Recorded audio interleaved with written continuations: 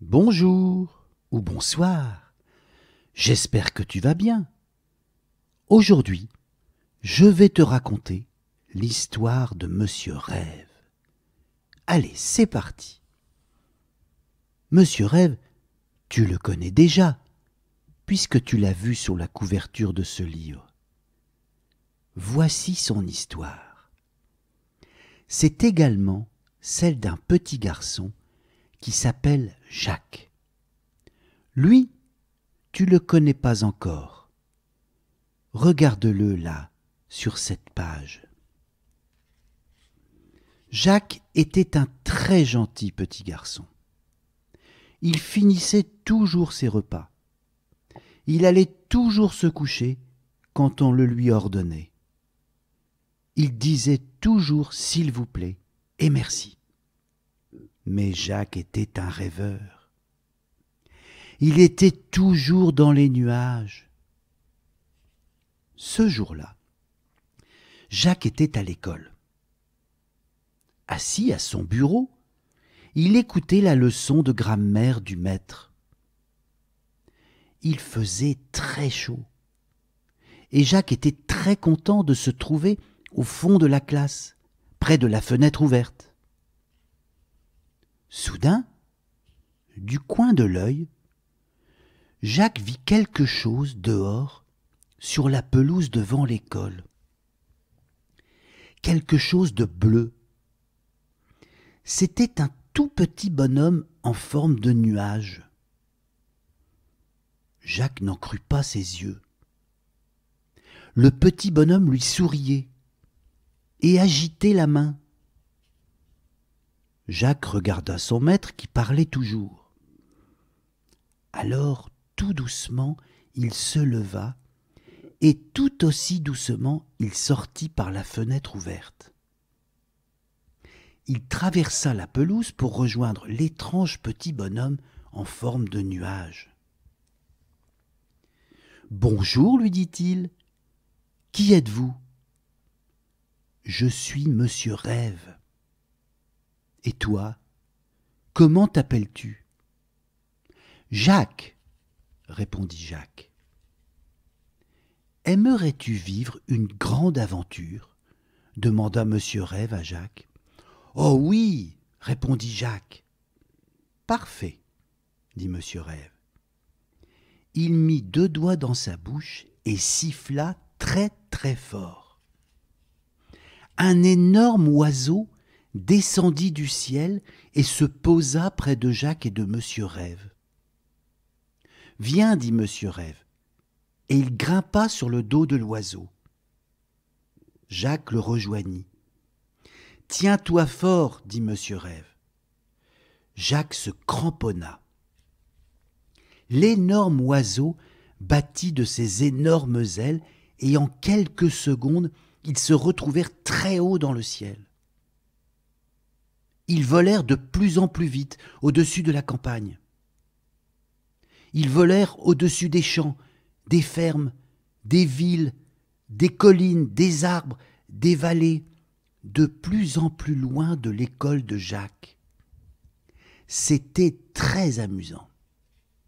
Monsieur Rêve se tourna vers Jacques. « Aimerais-tu visiter l'Afrique ?» lui cria-t-il. Ils allaient si vite maintenant que Jacques se contenta de hocher la tête et se cramponna plus fort encore à l'oiseau. Ils survolèrent la mer. Et en un rien de temps, l'Afrique se trouva en dessous d'eux. L'oiseau atterrit dans une clairière en pleine jungle. Jacques et Monsieur Rêve descendirent du dos de l'oiseau. Quelle chaleur ! Allons explorer le pays, dit Monsieur Rêve. Ils se frayèrent un chemin à travers la jungle. Soudain, au milieu d'une clairière, ils virent un éléphant. « Bonjour, Monsieur Rêve. Voulez-vous un porteur ?» demanda l'éléphant. « Oui, avec plaisir, » répondit Monsieur Rêve. Alors l'éléphant enroula sa trompe autour de Monsieur Rêve, le souleva et le déposa sur son dos. il fit de même pour Jacques. Comme c'était haut! L'éléphant les transporta jusqu'au bord d'une rivière. Là, il les fit descendre de son dos, leur dit au revoir et repartit dans la jungle. « Comment allons-nous traverser la rivière ?» demanda Jacques à Monsieur Rêve. « Je peux peut-être vous aider, » dit une voix particulièrement mielleuse venant de la rivière. Ils regardèrent et virent un crocodile. « Mon dos vous servira de pont, » ajouta le crocodile.